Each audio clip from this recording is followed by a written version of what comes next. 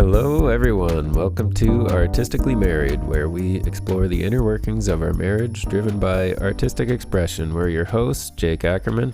And Brianne Steinberg. Yeah, today I'm kind of in the dark on this one. We have a very brief focused episode as we're talking about business and growing and things like that. Where last week was kind of my episode talking about the weird things I Cranes. like. Yeah. Yeah, obviously Jake has more of the, construction and building aspect of our marriage and our life. Anything that needs to be built is Jacob's avenue. And I've kind of taken on the money matters in the business role, which is really ironic because as an artist, as a dancer, I would have said, I have none of those skills, and I went to school for speech pathology. So yeah, I really didn't have any prior experience to this, but I thought it would be really fun to kind of, I have touched a little bit in some of our episodes about my path to where I am. I'm the proud owner of Infinite Motion Dance Studio. It's in its 14th year this year. But yeah, I thought it would be fun to kind of take you guys on my business journey. And I thought as a personal development, as a personal growth, it'd be really fun to kind of be able to reflect back. I was thinking like, what's my business going to look like in 5 years now that I've gone down a really different looking path for the last year. Mm-hmm. And I will say that, like 14 years ago when I started this, I was, coming off of grad school, and I was in a position where I just, didn't want to do the job that I had went to school for 8 years for. So when you get out of that many years of school and training and you decide that that's not your right path, I mean, you find yourself kind of floundering, and you're just kind of searching for like, oh my gosh, what can I do without going back to school, right? Because clearly school didn't do it for me. So yeah, 14 years ago, I opened the studio, and I think for the last 14 years, especially the last 9 years, we've really been focused on our kids. We have Annabelle and Phoenix. They're 9 and 5. So yeah, I think it really took until this past year. It was about a little over a year, about February 2024, where I was like I remember us having these discussions and me feeling just so depressed, and my mental health was just so bad last February. I won't forget. I know I will never forget it. We came home from Puerto Rico, and I just felt like I was ready to throw in the towel. I was devastated by, the business that I was running. I just felt so down on myself. And I think it was about that time, and I'm really going to get into all the different platforms that I've used over the last year that I've learned and I've developed. But I think in February of 2024, I really started to get into the social media.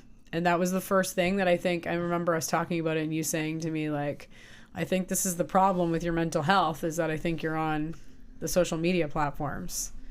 And that's not uncommon. And I think it's really, that it could be a whole podcast on its own about what it does to your mental health to be involved in these social media. And people will claim this because they have this sense of like disappointment and frustration, and that's how they feel comparing themselves to all these people. How are you supposed to feel when you see someone driving around in a Lamborghini throwing $1 million bills, like a rapper or something? I don't know, like you just see such wealth, right? And people are showing, maybe they're putting their best foot forward, of course, but I mean, most of these people are doing things in their industry, and they're showing it on social media, and they're very successful. So up until February of 2024, I was word of mouth only advertising. I had never done any advertising before.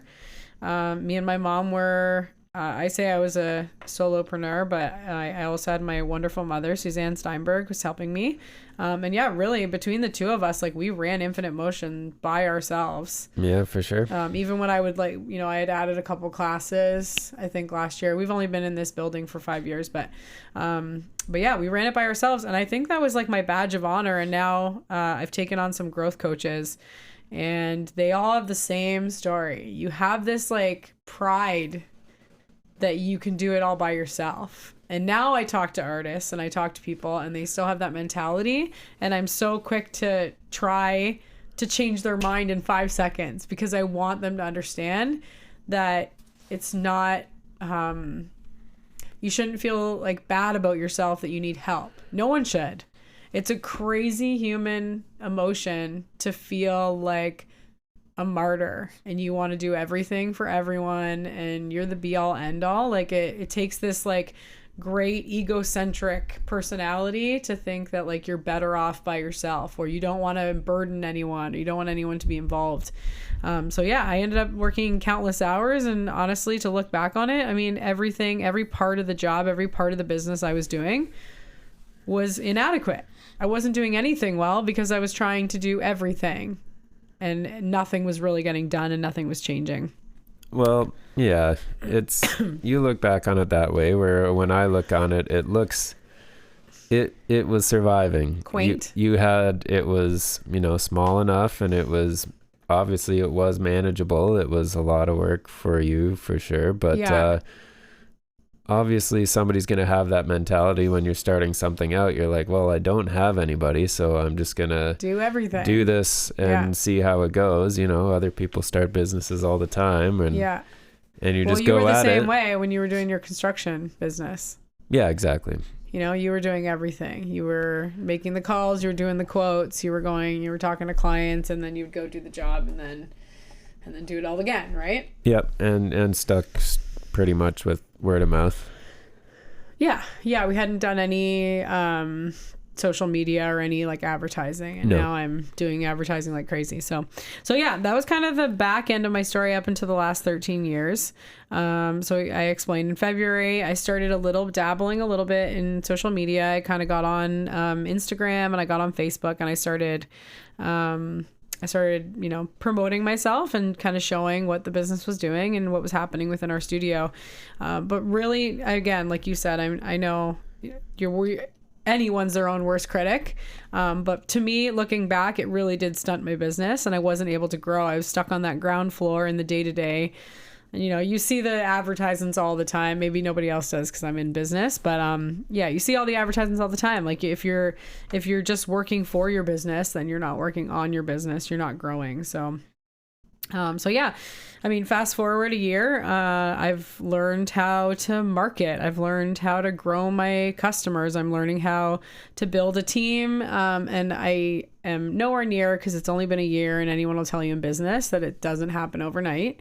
And I'm still working, you know, 12 plus hours a day between my administration role and then being in the actual studio, showing face and supporting my teachers and supporting my administration. But I can see the direction it's going. I can see the life changes where I have hired a team, and, you know, I'm able to reach out to them and delegate to them what I want them to do.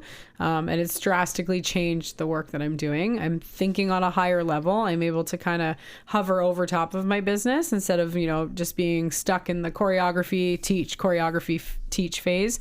I'm able to kind of look ahead and think, oh, you know, what would make this organization better? What would push my business into a place of opportunity and progression? What would make my families feel more together and feel more supported and feel like they're receiving this ultimate service that anybody starting a business always wants to provide? But you really do need a team to do that. So I kind of had this dream of Infinite Motion being this big, vibrant, extraordinary place where it was like super busy. And now I'm able to starting to take the steps anyways towards manifesting kind of what I want the studio to be like. Yeah. So yeah, I wanted to do this episode because I wanted to motivate. We have a lot of, I mean, our guests are just endless, right? We've continued to bring on guests and touch base with a lot of friends in our community, listeners and people that we're having and bringing into the community that are just so talented, and they're in that same boat. I can see it, you know, they're in that ground floor. They're just so artistic and so creative. And so I'm hoping that this kind of motivates people and gives them some like next steps. You know, if you are somebody who's sitting at home and you're talented and you have an idea and you just don't know where to start and develop, I'm hoping that this gives you kind of that realistic understanding of what it means to be self-employed, and kind of where you can go from there, where you can take your business or start your business, wherever you are in your business, to take it to that next level. Cool. Yeah. So that was in February. Starting in September, I kind of went the summer, as any dance studio owner does, and takes the summer off. And I really was feeling in the summer like this business needs to be a 12-month. Like I think it was the first summer where I wasn't just like, all right, like we get the summer off. I was like, oh, this feels bad. Like I feel silly having this very expensive commercial space sitting empty, right? Like, yeah, people probably want to come here. Probably my clients want to be there. My dancers, like they want to be dancing they want to be dancing more in the summer because they're off school. Oh, and were you feeling it financially as well? Yeah, for sure. Because we in the summer don't make any money, right? So all of a sudden we're like going through like financial drought. Is that what you mean? Yeah. Yeah. Yeah. And like looking at your bank account thinking like, you know, I have this commercial space. I'm paying these property taxes for commercial space. Why is no one there? Right. So I think that kind of happened in the summer. And again, I still was like feeling sort of bad. And then the tipping point, as any mom would tell you that is constantly balancing your career and your kids. I've mentioned this before, but our kids were homeschooled. Yep. And we loved it. Yep. Like we were so proud that we had these homeschool kids, right? I got so much time with them. Yeah. But it's crazy that it kind of happened in the order it did because in September. So I've mentioned this before, but the kids they decided that they were going to go to school this year. And it wasn't until they were gone and the house was empty. And then at 4 p.m. I would choreograph. And then at 4 p.m. I would go to work and the kids would come home. And by the time I was off at 9, the kids were in bed. Like I was not seeing them at all because I was teaching every single class. Yep. And I think as of September, October, it pretty much all happened at the same time. And I have talked about this before, but I really kind of want to go from like September, October to where we are now. Because now we've been through, let's say, like a 9-month period or 8-month period since that happened. In October, I hired our administration, our secretary, who is in the office now all the time when classes are running, and she's able to like manage and help me with a lot of the back administration stuff. I can't say enough about her, Miss Michelle. I don't know where I would be without her. She is the best. She's so incredibly, same thing. She's an artist too. She is like in graphic design and she's, you know, so wonderful with the children and the kids. So I think an administration, and we keep having this discussion, I think the administrative role goes unsolicited, undervalued. People think they can do it themselves. They're like, oh, I can answer a phone, I can book my client, I can service. But without that person in the background operating your business, it does not work. You can't be the talent working the job and be the person booking the job behind it. You need administration. Administration roles are like what operates in the background, and it is like the most key, most important thing. If you are an artist or you're someone who is like running your own show and you're doing all the entrepreneuring, you're doing all the work, do yourself a favor, even if it's in a small amount, a small capacity, whatever you think you can afford, hire someone to do that administration part, because that was like, you know, life-changing for me to have that person, that other, even just a soundboard to say, what do you think about this? Do you think this is a good idea? Okay, let's implement this. Yeah, dance studio, there is a lot of people in and out. So there is a lot of people that you need to contact. Right. I know other businesses could be a little less, less volume of people through it. Or yeah, the communication part. Yeah, but it's true. I'm sure in anything it'd be good to have 100% somebody doing that part for you. Yeah, with you. It's not for you. They're not doing it for you. They're working as your like they're an extension of you. Yeah. So, excuse me. That was that was number one. That happened in October, and totally life changing and business changing for me 100%. Now that I have someone to kind of work with, and she's fantastic. She's able to learn so quickly, so she's been wonderful. And then having new teachers come in, and again, I've talked about this before, but kind of getting into that that consultant role, right, where like lots of people in their 40s will say that they've gotten to a consultant role where they're like building their team and able to kind of work with their team. So yeah, that was amazing. I've gone from, teaching 28 hours last year, teaching 28 classes, to now I'm down to 6 hours a week. And Of yeah, teaching, right? Pardon? 6 hours of teaching. Yeah, 6 hours of teaching on the ground floor. Yeah. Like I said, I'm not going to sugarcoat it. I'm still pulling 12-hour days a lot of days.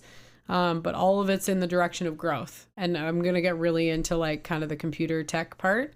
That is amazing because when you talk about your team or your staff or your hiring, all of those people you need, and they need to be pushing your business forward. They need to be either directly bringing in new clients. So they're doing kind of like enrollment or new business. They're doing kind of lead generation or lead following, which we're going to get into. Or they're actually like working on the ground floor and they're your product, right? So even if you're, let's say, you're going in for coffee and donuts at Tim Hortons, that person that's serving you is also your product, right? I mean, you're buying donuts, you want the donuts to be good, but you're also looking for that customer service, which is the product. So, team I think is like quintessential to running a business that I wasn't giving myself the leeway. Just a quick shout out to all my teachers. If they're listening, and of course, Miss Michelle, just it has been a dream to kind of operate the studio, working with a team the last 6 to 8 months, which has been amazing. And then letting yourself kind of get to a place where you're the mentor has been so fun. Like you don't know if you're going to enjoy that role or not. And I think that there was a lot of years where I kept saying to myself, like, I don't want to be a boss. I don't want to have to tell people what to do. It's an uncomfortable scenario. Yeah, it is. And the boss is always, they're always looked down on, kind of like, ew, the boss is coming. You're my boss. Yeah. You're my boss. Well, even, my boss now, he's kind of the same way. He really doesn't like the word boss. Mm-hmm. But I've heard Aaron say, yeah. Oh, don't call me that. Yeah. Yeah. Yeah, because you want to feel like, if you are a friendly person, you want to feel like you're everyone's friend. Yeah, and you're hoping that it could be something like that, because there really are like bad scenarios and, mean bosses and things like that, right? Yeah. But that even for an employee, though, it is really great finding, like, like people say, a work culture that is like that. Yeah. Because you're spending so much time at this place, and if you're, you feel like you're just treated badly and undervalued or something and like underappreciated. that. Yeah. This is such like a philosophical discussion, and I don't want it to get like that, but where it comes, take it. But I think that's always been like such a big like questionable part of life for me, is that motivation. And I think you see it a lot in religion and faith and spirituality. Are you motivated by love because you don't want to disappoint someone, that like parental type of guidance and nurturing? Or are you motivated by fear? It's like that brimstone, you're going to get in trouble, you're going to get fired. Like, so I think, bosses or employer styles differ so much, and they all go on that range. I mean, there's scenarios where, motivation out of love just doesn't work, right? There's situations where, someone needs to be fired, or someone's not a good fit, or, that's what it takes to be a boss. And I think I didn't give myself enough credit that I would be so comfortable with it and finding that balance. And I really do typically operate from a love motivator. And I even say that with the kids. I hate having to yell at the kids, but like, you do get to a point where like, that's what's going to work, right? You get with your kids where you're like, I've tried to ask you nicely 10 times and now I'm screaming my head off. Here I am, did you want this? Is this what you wanted from me? Yep. Did you want me to freak out? Anyways, yeah. So I think it's been a really like fun journey thus far, gaining a team and having employees and having even just, finding their own genius and being able to like inspire them and watch them flourish and kind of develop some of their own, artistic genius has been so fun. I've really, really loved empowering. And I think being a dance teacher is kind of like that. Being a dance teacher, or being a mom, you're always trying to like empower your kids. You want them to feel successful on their own. You want them to develop their own talents, right? So yeah, it's been good so far. And then, yeah, I really wanted to get into, yes, team is awesome. I just kind of wanted to break down for people the understanding of like great product, great customer service. I think we've done a lot of, I haven't even talked about the coaching team, but I am going to get more into that when I talk about education. But yeah, just having like a great product and having great customer service, I think is the backbone to every business. You want to make sure that you fine-tuned that like you're producing something great, or regardless of what it is, you're giving good service, right? Whether it's a service or whether it's an actual touchable object or it's something digital. Now we're working on digital content. It's still a product, right? You're still I'm putting out this podcast. I'm hoping that it's good content that people want to listen to.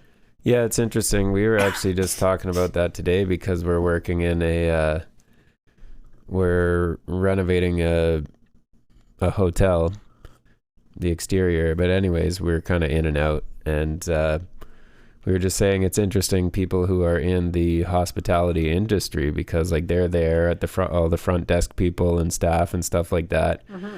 And they're, they put on their face and, oh, can I help you? Oh, I'll get that right away. And, that's their job, is to smile and help you. And like, it's hospitality. So even dance studio kind of is a hospitality industry almost. 100%. Yeah. If I had teachers that were like grumpy face and like kids were coming in, like they wouldn't stay, right? No.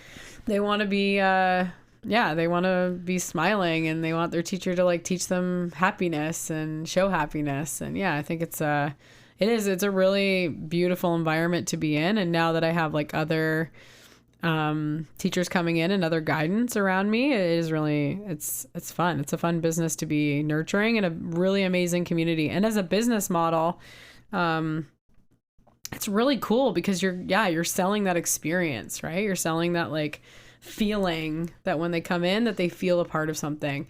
And I think that's like the most incredible thing to be building, because it's so genuine.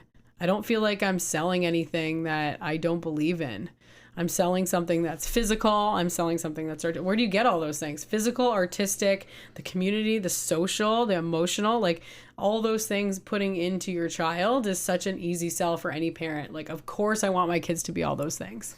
Of course I want my kids to feel like they're a part of something. So yeah, in terms of product, it's been really easy to kind of sink into this role of like, you believe in your product and you believe in the community that you're building. And then the rest of the podcast, I really do want to kind of touch on a whole bunch of technology that I've learned. Because I think, I could give you my testimony and I could tell you, go out there and hire staff and you'll be amazed at the money you think you didn't have to pay for those people are making you overnight.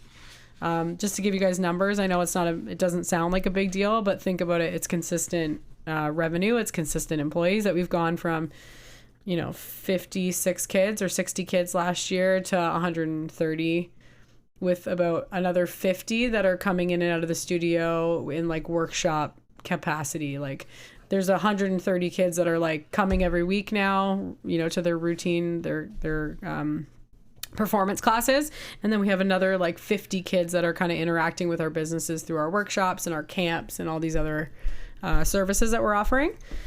So we really it's more than doubled. Tripled. Yeah, we've almost tripled in a very short amount of time. And again, it's a really nice business because it's not, we talk about this a lot. There's lots of businesses out there where it can operate two ways. One, they have to keep coming back to you. So it's like, I don't want to say this word, but let's just say continuous use, because I don't like to say that they're addicted to a specific product, but they're a return customer. Okay. Then there's these products that you have to keep coming back because they keep breaking. Right. And we talk about it. That's not a great product, but like, what am I going to do? Like, I need a dishwasher, and every time my dishwasher breaks, so then you start in your head plotting, like, are they breaking the dishwashers? Did the dishwashers have like a time stamp on them that they just break? Do you want to do the light bulb story? Oh, yeah. Yeah. Well, that's, I don't know. It's called the light bulb conspiracy, but that's I don't know. Pretty known fact. Known conspiracy, but yeah, back in the day, science. The old, like, filament light bulbs that we used to use, they would they would last 1,000 hours, right? So basically all they could make them last as long as they wanted, but the companies got together and they're like, our light bulbs can only last 1,000 hours, otherwise we'll all go out of business. So they all decided that that's how long a light bulb lasted, and now we make LED. Oh, look how long LED lasts, but like the old ones could have lasted as longer too. There's and like our LEDs are so weird. They're like flickering on and off. Yeah, they are weird. Like they surge and they're weird. There's a light bulb in like an old Chicago fire hall or something that is like still illuminated, and it's like over 100 years old or something. Come on. Yeah. Yeah, so there's lots of products out there like that now, I think. I mean, I would assume, because if you build something and you're a business and like you only have to sell one of them to everyone, like that's not a good business model, right? So you kind of want a product and a service where they need to keep coming back. And I think, again, I'm going to keep going back to my dance studio because that's what I know. But I think it's such a great return customer scenario. I'm not McDonald's and they keep coming back from Big Macs, and I'm not breaking the product so that I get more customers. I'm just pouring into these children so that they like have this secondary home and they feel like a belonging and they feel confident and they have friends, and they, you know, tonight, like we're in the middle of, we're actually surrounded right now. I'm going to take a picture and send it to you guys because the basement is filled with costumes and our office is filled with costumes. But just to see the kids like getting to like try these costumes on, and they're just getting so excited about what they've worked on all year. And it's this, you know, continuous process of like they're learning and they're remembering, and now they're working together and they're building and they're getting stronger. And then they have this like performance at the end, which is like the big, you know, finale where they get to put all this work into practice. It's a beautiful celebration for their families who have supported. I can't thank the parents enough of Infinite Motion, how much they've kind of gone on this journey with me. You can imagine, you know, the leaps and bounds that they've done to grow with our business. So I think it is about the product. It's about your customer service. And then there is this last part that I want to hit home for everyone. And it is integral. You cannot do without it. I thought I could. I thought that I was, again, I don't want to keep saying martyr like a Mother Teresa, but I think I just believe so wholeheartedly in people's word of mouth. And I believed that if you had a good product, people would talk about it, and people would do that natural promotion. But what I didn't give people credit enough is that they're busy. They're talking about their life. They're talking about their child. They're talking about, you know, they're not necessarily out there to try to promote your business. Or they're just not talking. That's not their job. People, they're busy. Yeah, they're so busy. They're like going to work, coming home, having, you know, half a conversation with their husband, going on their phone, going to bed. Like, yeah. So, and I think that does bring up a big point, and it's taken me a long time to be comfortable talking about this, because I think there was a long time within our family that I had this huge animosity towards the cell phone and all the screen time that we're having as a community.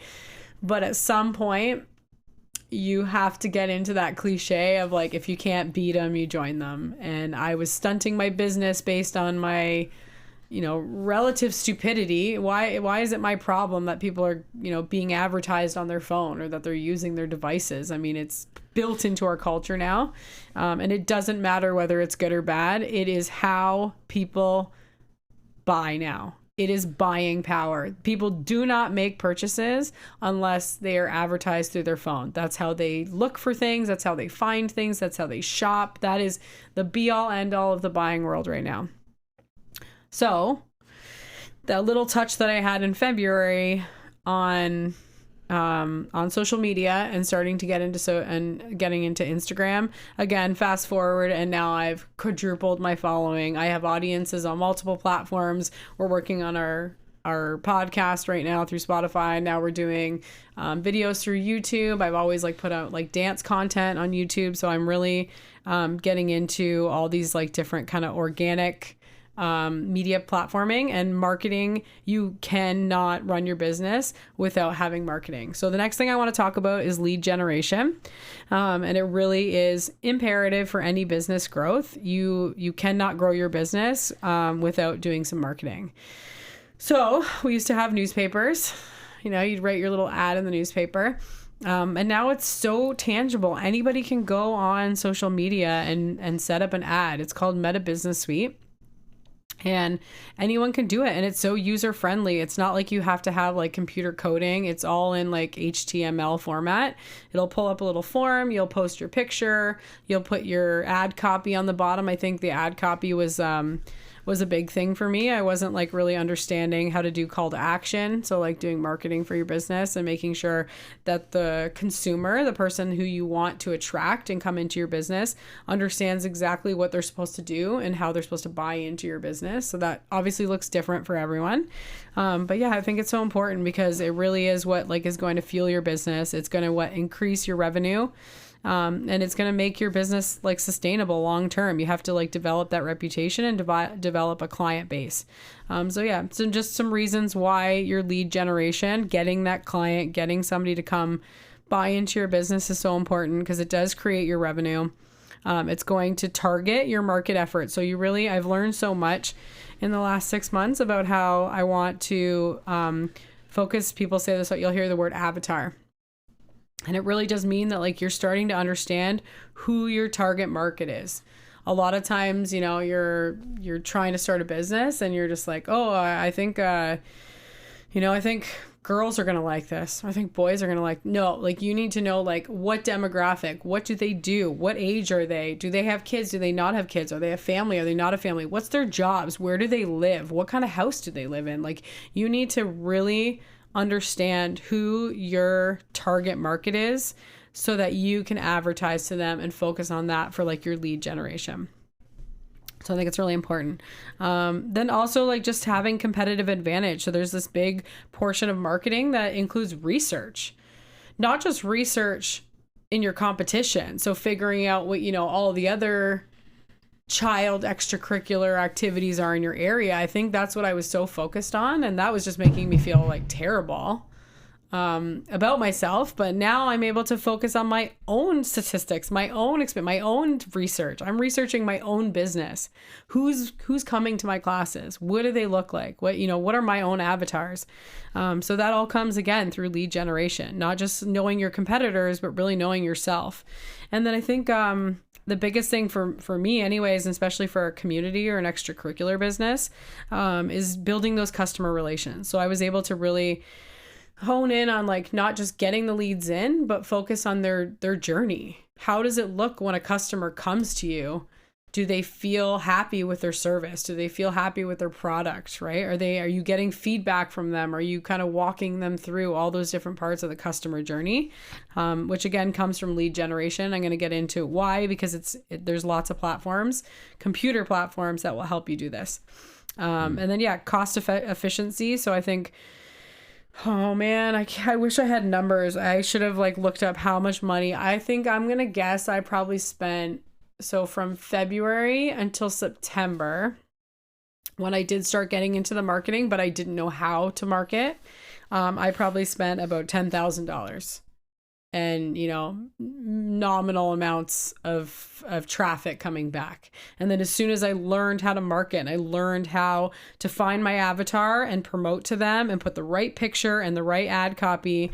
And now I'm spending, let's say I'm spending $10 a day and I have 10 leads a week at least that I'm able to turn into clients. Wow. Yeah. So just making your marketing cost effective, right? Like I didn't even know what that looked like. I didn't know how I was supposed to market to people. Well, exactly. Yeah. How do you know where to start and what to do? What to say? You can just put something out there and spend all the money on it and get nothing in return. Mm-hmm. Yeah, and I mean that is a big issue when people are like, I want to start a business, but I have no money, right? Like I can't afford money on marketing. Well, if I feel like that's most people's thing. So even you look down on your old way of running business in the past. Yeah. And obviously, you obviously want to strive to be better. Mm-hmm. But I don't think you necessarily have to look down on how it was before because you were starting out. You didn't have the money. You didn't have your feet off the ground, so to speak, to get moving. Yeah, well, again, I would say that, like, unfortunately, if you just take your, if you take whatever credit you have, because I know lots of people do like business loans or whatever, and you know how to use it in the right way to market, you will make that money back times 10 immediately. Yeah. Before you even need to pay that staff, before you even need to pay that credit card bill on your marketing, you will have already made it back because you're making the right lead generation. You're bringing in clients. I mean, obviously, like I said, the first thing I said was you have to have your product. You have to know what your service is and what you're selling. But the next step is your marketing. You have to know how to generate leads. And that was a huge, huge moment for me. So there's a couple different things that I want to go over. This is starting to get into like the techie stuff, but I'm really going to try to keep it more about like the service that's available and what you're going to get out of providing for these or using these services, rather than the focus on, I'm not going to get into the tech part and all the programming, because that has been, I'm not going to sugarcoat it. It's been a lot. But you can do it. I mean, there's so much out there that can kind of like get you, in the headspace. So let's take a quick break, and I will be back with all the tech platforms that can help you level up your business. Okay, we'll be back.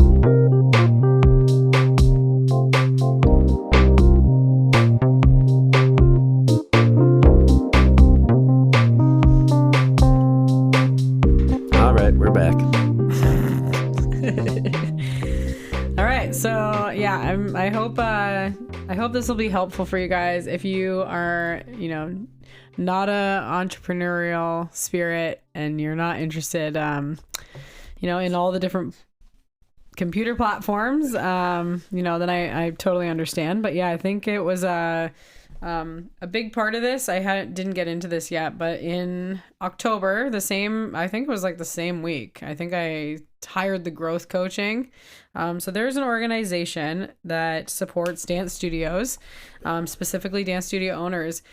And they were really big and very vocal on all these different platforms that, I had never thought to use, or maybe I just didn't have the time to learn them, right? I wasn't in a scenario where I had like extra time going around to be like, oh, why don't you learn how to use this computer program and then teach somebody else to use it, and, take your administration staff, your secretary, and teach them how to do it, and teach your teachers how to do your marketing and your organic social media, all this stuff. So it's been definitely quite a journey since I took on the growth coach and all my staff in October.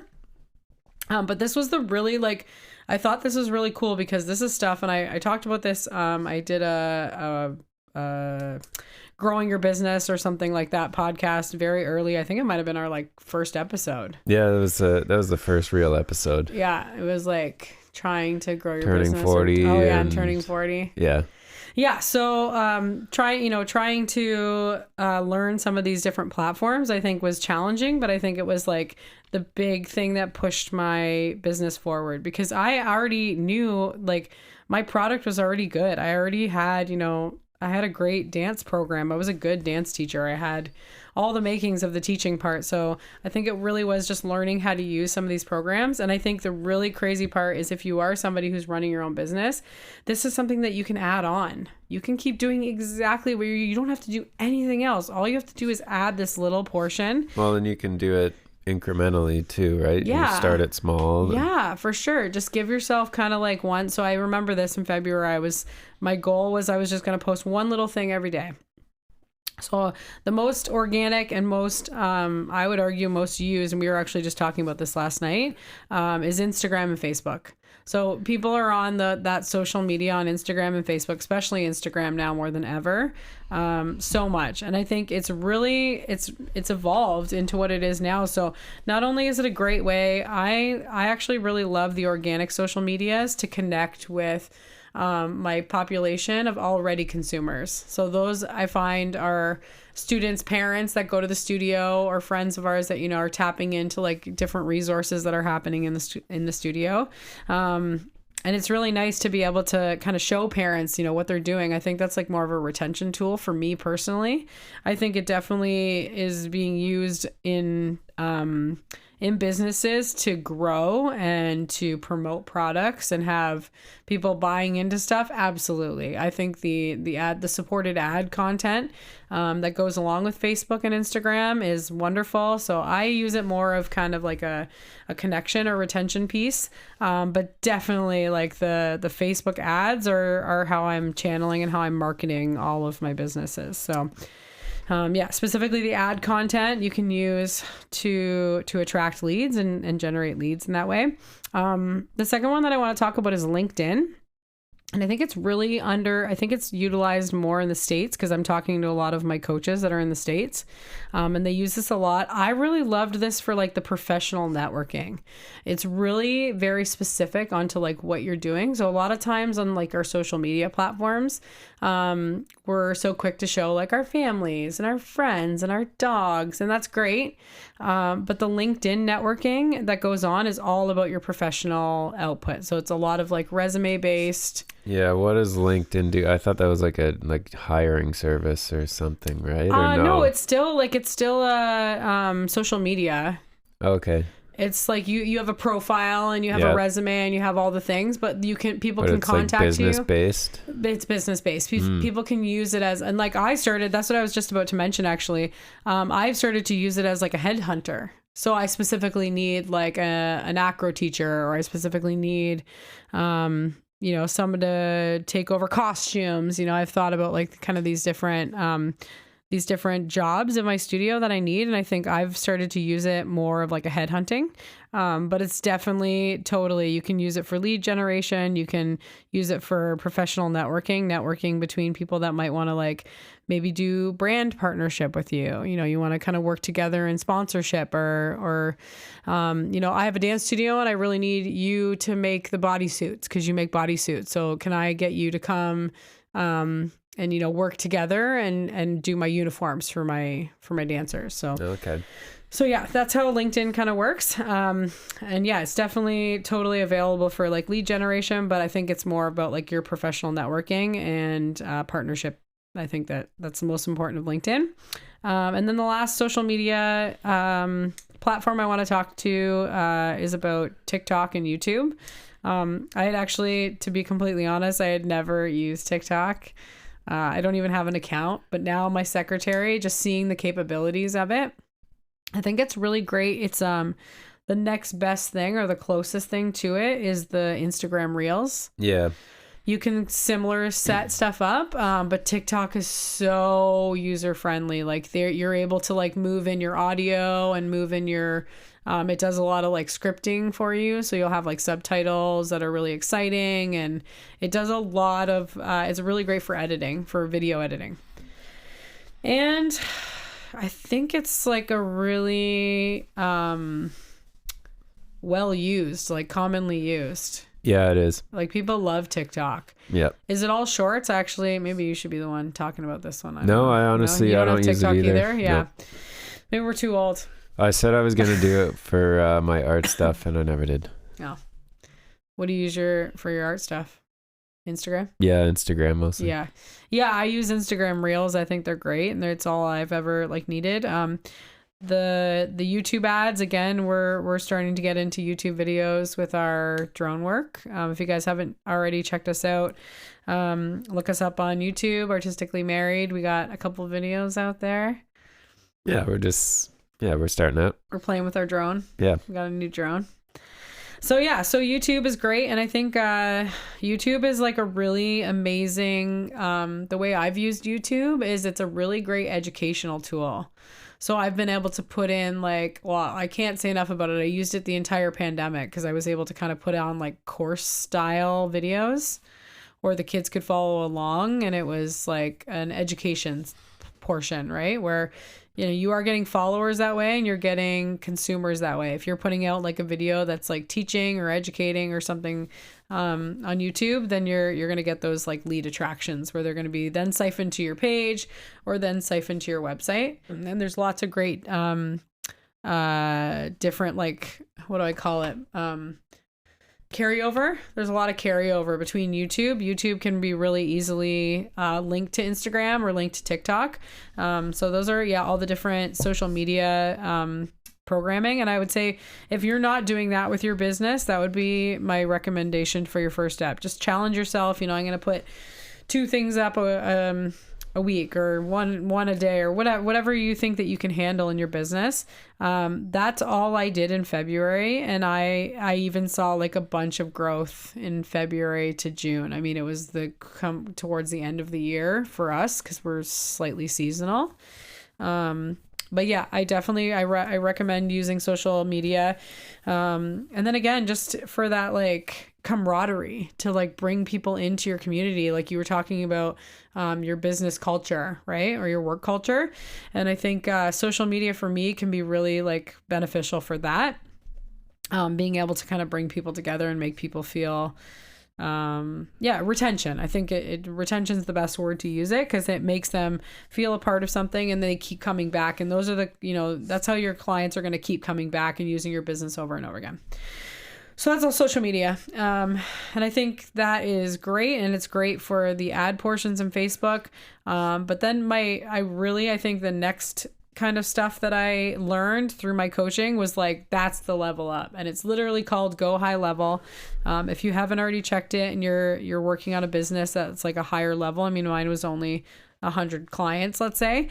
But if you are working on a bigger business with like, more turnover in your leads, I definitely recommend all this last stuff because it's been a huge benefit for us, but I can't even imagine the capabilities behind something like, you're selling running shoes or you're selling like a product where you can kind of, the sky's the limit, right? I mean, okay, you could collect running shoes, right? You can buy as much of a specific product. I'm buying guitars. I'm just looking at all this music, but I think in terms of selling products, this is where this could be like next level. It's literally called Go High Level. There's lots of different forms of Go High Level, but they all have a bunch of the same types of things in their platform, which I'm going to get into. So the first one is a click funnel. Your click funnels are like when you go onto a web page and something pops up and it says get 50% off. Or if you spin this wheel, let's see what you get, right? And those are click funnels. Okay. Do you want to speak to this? Why? Because I think this is a form, we were talking about this before, but I think this is a form of clickbait. And there is this population of people that just makes them, turn your website off and never go back to your business ever again. Yeah. Yeah. The Jacob Ackermans of the world. Yeah, that's me for sure. But it's funny though, like I'll be that way for just about everything. And, if somebody's advertising to me, my first thing is to be like, yeah, I don't want your advertisement, so I'm not going to buy the thing, and that'll turn me off. But I think most people are the other way. But I will say, even with Facebook advertising and stuff like that, like that algorithm will figure out what you like, even if you don't input anything into it. Yeah. And then I'll see stuff and I'll be like, oh yeah, I would like that. Maybe I would like that. Yeah. Yeah. Yeah, exactly. So it does work. Yep. And yeah, so those are click funnels and they are made to generate leads. They're made to like offer some kind of promo when they show up and when you click them, and then sometimes they're just lead generating. So sometimes their goal is just to get your email address, right? And they just want to get you in a database so they can continue to spam you. To spam you, yeah. I think every single morning I wake up and unsubscribe to 10 things. Yeah. We don't like being advertised to, but we like doing a lot of advertising.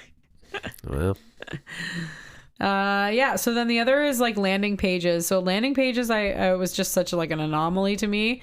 And then once I got into making landing pages for my website and for my social media, it was so easy. It's like, one setup of a URL, one web. If you've ever made a web page, that's all you have to do is make this like external web page or a secondary web page. That it takes people to something. So, for example, you have a marketing ad, you put it on Facebook, it shows up as, Jacob Ackerman's running shoes. And someone sees the picture and they like it. Oh, I like those shoes, look cool. And they click it, it'll take them to this landing page. And the landing page is what gets the generation. So, I'm going to give you a $50 off coupon. Just like fill in your email address and then we'll send you the $50 off. So that's a landing page. A landing page is the same thing. It's called a lead page or a landing page, and it's made to lead generate. It's made to like get your email address and then put you into like a workflow, which I'm going to get into, which is the real like mind-blowing automation of high level, and it's just ingenious. I can't even. I wish I had it 10 years ago. And then the last part of the landing page or funnel is kind of all these AI powered landing pages with A/B testing. So this is something, it's really cool. It's basically like kind of testing out. So you make a landing page or you make a funnel, a clickbait, and you want to know how well it does. A/B testing is basically like kind of setting up two different scenarios. You want to kind of tweak one thing or the other.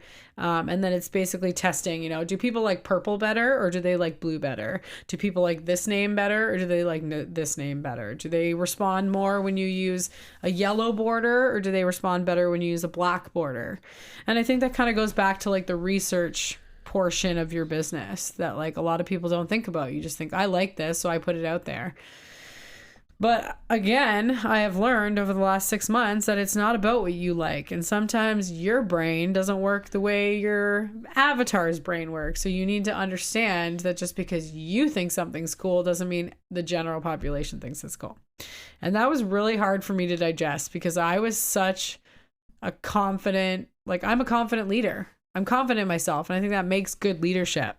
Unfortunately, it gives you these like bias and these blinders where you don't really know what other people like. So you have to survey and you have to do A/B testing and you have to do clickbait funneling and landing pages to kind of figure out what really makes people tick and what they like and what they're going to respond to. Well, it's kind of exciting. If you can get into it, marketing and advertising and like the psychology behind it can be kind of exciting. You're like, I'm not excited. Yeah.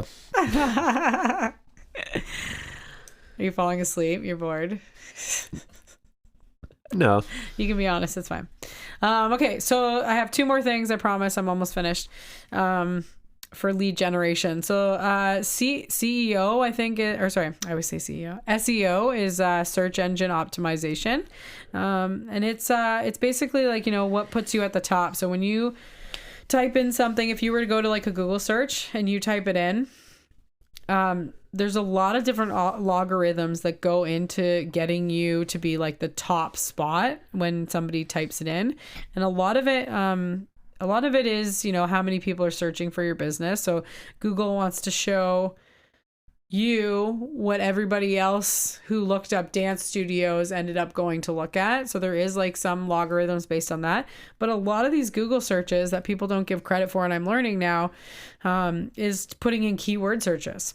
So taking the time to go into your like script level of your website and making sure that it's prompted that when any of these words get picked or any of these words get asked for in a search, that yours pops up. So there's a lot about SEOs that I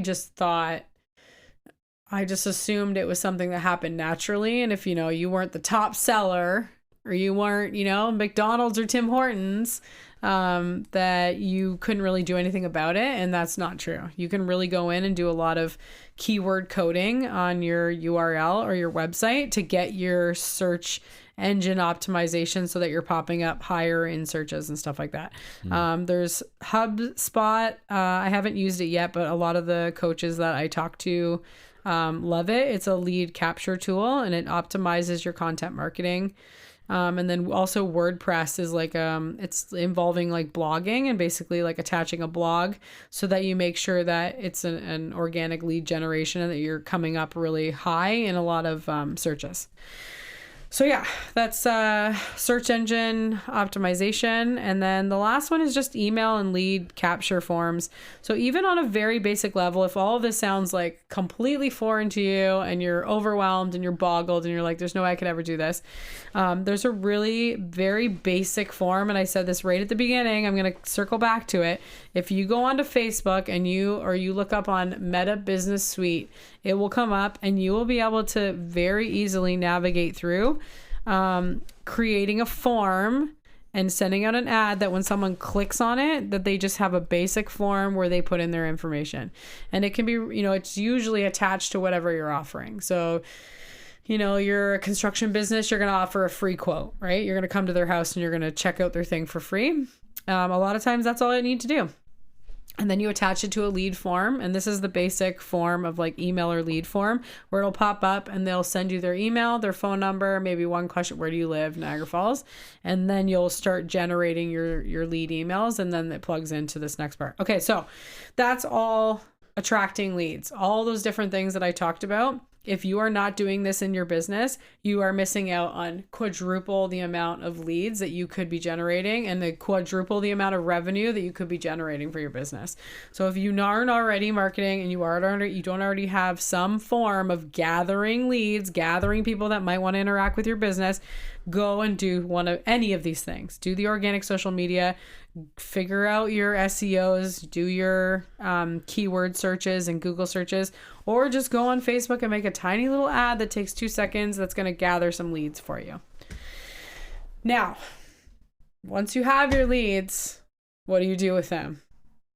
And I think this was another big spot where I didn't really understand the verbiage or what I was supposed to be saying to someone. And again, the nuances are everybody's business is different. Everybody has different products that they're trying to sell. Everybody has like a different type of thing, but it all comes back to the same thing. Your leads want to be nurtured. They want to know that you care. They want to know what they're buying into, and they want the customer journey to be seamless, easy, and exactly what they wanted to get. They want the expectations to meet the service. They want the expectations to meet the product. So this lead nurturing, this next part, again, I think this was huge for me to understand that it wasn't all on my back to call parents, to get information out to parents, that it wasn't always my job to be shaking hands and hugging people and kissing babies. I think it was a huge aha moment for me to realize that there are customer service or lead nurturing platforms out there that do all of this, and it's called Go High Level. There's a bunch of different ones that you can buy into. They all cost money and they are worth every penny that you spend on them. So the first one I'm going to talk about, there's 3 different ones that I know of that I've heard about, and they're really great. Basically, once you gather all these leads, you have to have somewhere to put them. Maybe you're just going to make an email list and you're going to send out an email, but even that, you have to have a way to do that. How are you going to email each of these people? And 2 years ago, I would have sat there and found every one of my contacts. I would have had to, I don't even know where I was storing them. I think I had a dicto, whatever that thing is called. It's like a little Rolodex. Thank you. I think I had a Rolodex with all my clients' phone numbers and names on it. So yeah, now it's all collected in one spot. So MailChimp is really great. I love that one. It also automates and email sequences. So you can kind of say like, this is email 1, send it on the first week. This is email 2, send it on the second week. This is email 3, send it on the third week. And you click automate and it sends it out exactly the way you scheduled it to your clients. And it sends it out to every single one of your clients. So now, we know everybody bought your shoes and now you're coming out with another set of shoes, right? It's the gold version of your shoe. You can email all those clients and you can tell them we have this new thing coming out and you're going to want to buy it. I know you want to buy it because you bought the other pair and now you want to buy this pair too. So that's MailChimp. It's really easy. And I actually think MailChimp is free. I don't think you have to pay for that, but it usually attaches to something else. There's ActiveCampaign, which is also a CRM, customer relation management tool. And then there's ConvertKit, which is awesome. The ConvertKit is really great if you're doing more like digital art or digital content. If you're like a blogger, or you're an Instagrammer, or you're an influencer, ConvertKit's really great. Okay, CRMs. I was really excited. I think this was my motivation to do this podcast because I just started working with a CRM for the first time. I had never worked with one before and really didn't even understand the power of it and the capabilities of it. Did you say what CRM was? Yeah, customer relationship management tool. Yeah. Okay. Yeah, so it basically just like nurtures all your things. So think of how many times in your business that you've thought about someone, or you thought about a product, or you relived a moment where you said something that you wish you didn't say, or you didn't say something that you wish you did say. So there's all these, like, as a business owner, as a CEO, you're constantly reliving these moments and feeling like you can't say and nurture your clients the way you want to do that. And I mean, a team is great because they'll offer all those different things, but now the automations that are happening in these CRM levels are unbelievable. You basically program it once, you put your leads in, you tag them properly. So, you know, like, these leads all bought my shoes. These leads all went to my sporting event. These leads all like hats. These leads all came to my convention. And then you send out your emails and you line them up and they look the same and they go, you know, for my business, it was like every month I'm kind of targeting something, or every month I'm saying, this is why I love dance. This is why it's so powerful. All these things that you want to get out to your customers, that you want to nurture your leads and nurture your people and build your community. Now you can with these programs. So again, there's a couple different ones that are out there. We're on like one that's specific to dance studios that has all the templates in there. Lots of them come with lots of great templates. But HubSpot, I actually checked out. It's free. You don't have to pay for it. Mine is extremely expensive, but this one you don't have to pay for. It tracks your leads. It'll take your leads from your Facebook ads. It'll put them in a list for you, and then it gives you templates on how to automate what you want to email them to. So like it's just such a great program. There's also Salesforce. That one you do have to pay for. But it's really, I mean, it's that next level in terms of managing and nurturing. There's a lot of like time weights in there. So you might want to only like do an email once a month. A lot of these CRMs, you basically have to get some kind of input back from your clients within like 90 days or something, or else it'll delete the lead. The lead will be lost. So it'll time things like that for you, which is so great. And then the Zoho is, again, it's somewhere in between. It's not free, but it's not like as expensive as Salesforce. And Zoho was really acclaimed for scalability. So you basically can kind of like work on whatever level your business is. Let's say you're only looking for like 100 clients, you only pay for that. If you're looking for 1,000 clients, you pay for that. If you have 100,000 clients, you pay for that. Which is nice, because if you're a small business, sometimes you don't want to be paying like big business prices, right? So yeah, that's CRMs. I cannot say enough. I think if you take home anything from this and you are not using a CRM for your business, immediately do it. It can make your customer journey so much more powerful. People expect when they email you that you are going to email them back immediately. And that's what this does for you. And it's way more than, how you get on the messenger, where you send a message to someone on Facebook, and then you get this like automated response, like, thanks for calling my business. Thanks so much. Yeah. We'll be in contact or something, right? Little like that. It's like that, but like on, whole next level of, then it puts them into this funnel. It puts them into this kind of journey where they messaged you about this, they got tagged as this, they start in this thing, and then it basically gives them an email every single month until they become a return client. So it's great. It's all operating in the background. It's like having like a whole other secretary, which is awesome. There's also chat bots and messengers that you can kind of build into some of these CRMs. I was just talking about this. Facebook has a couple automations where it'll just like send a message back automatically to someone. Instagram does as well. Drift is like a conversational AI, so it's a lead bot. It's like a live chat for lead generation. It'll answer some questions. Sometimes you'll get that. I know it's so annoying to people. You get sent to a bot, you're just like, give me a real person. Yeah, sometimes.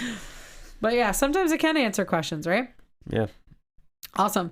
So yeah, those are all the different ways that you can get your leads and then definitely nurture them. So if you, like me, for the last 14 years kind of aren't operating on things like that, I strongly suggest.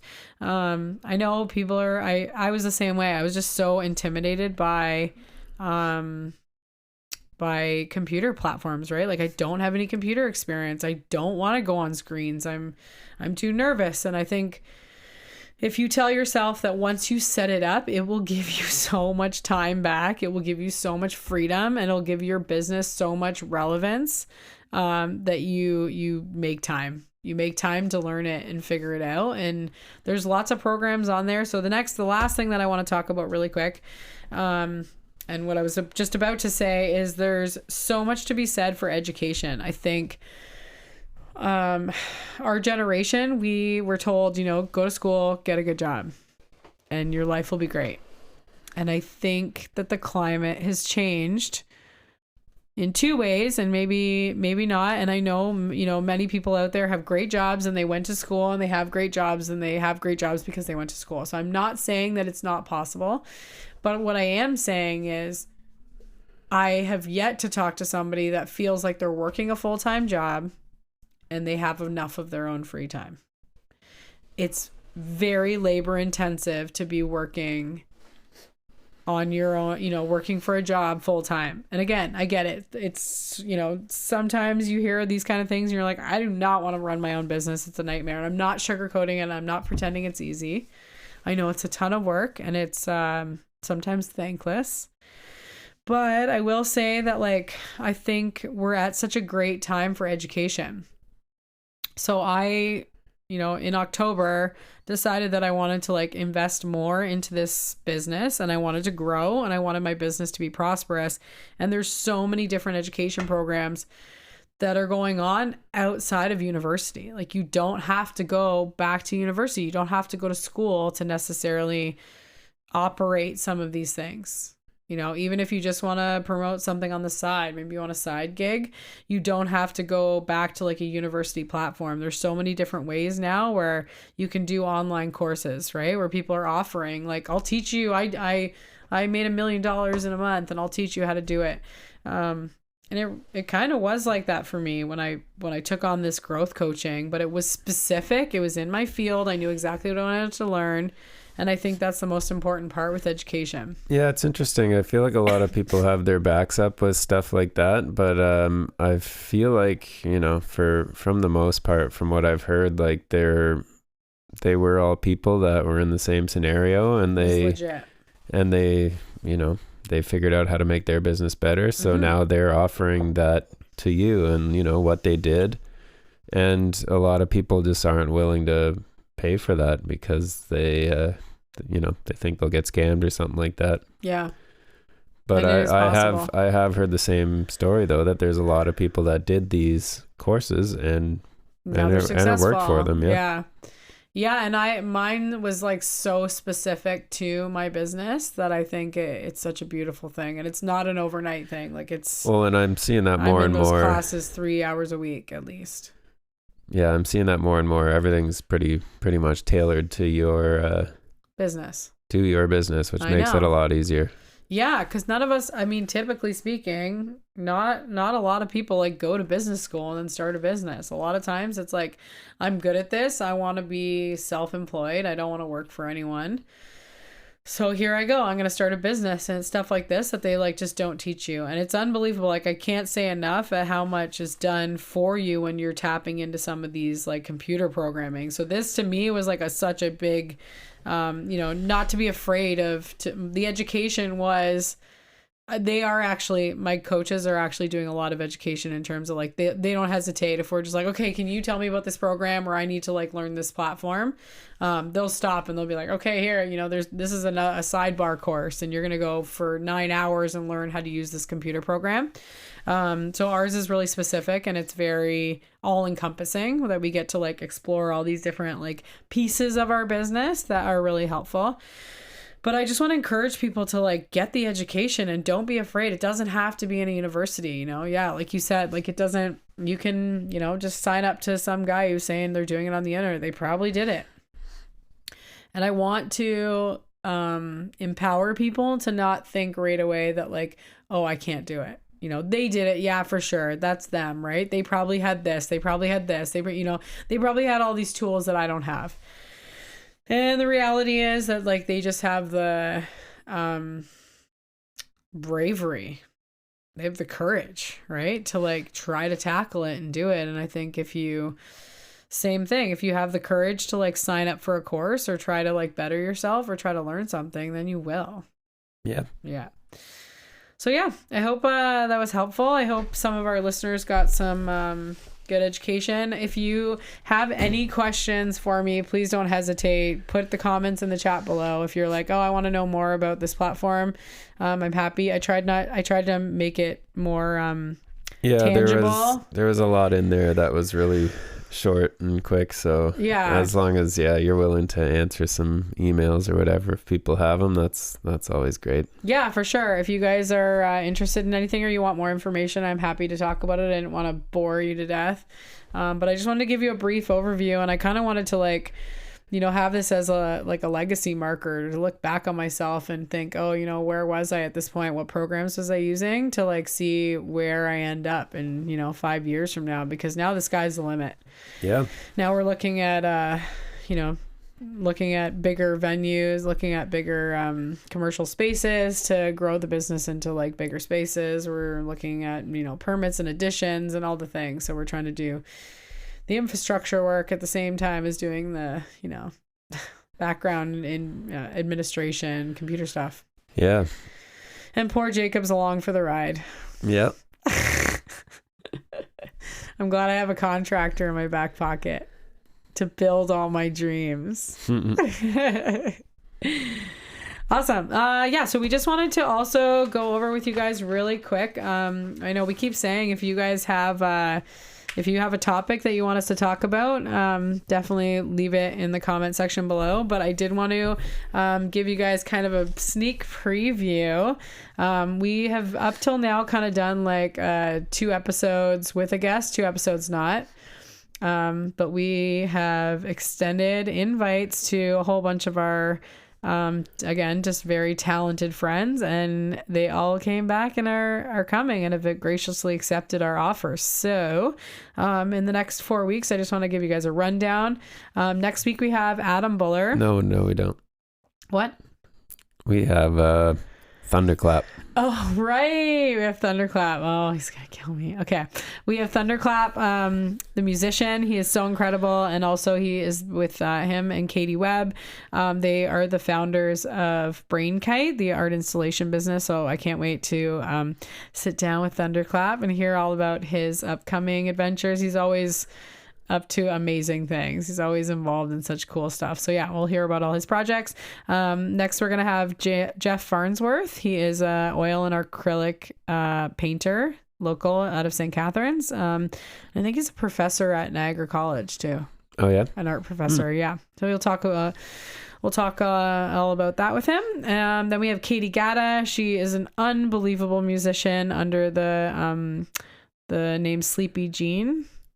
And then we're totally off the wall with Kenny Holt. He is our specifically HVAC guy. He's done all our HVAC work in our real estate projects, but should be a comedian. Yeah. Well, and he's been touring with bands and stuff too. Oh yeah, so we'll hear about that. Oh my gosh, for sure. Yeah, he's been touring with the Lazies. So yeah, also an artist, but yeah, just a all around amazing guy. So yeah, that's what we have up for you guys. We're gonna have a busy next month with lots of guests. I hope you guys got something from our podcast today, and we'll see you later. Don't forget to follow us on Spotify, and you'll never miss a podcast. Yeah. All right. Good night.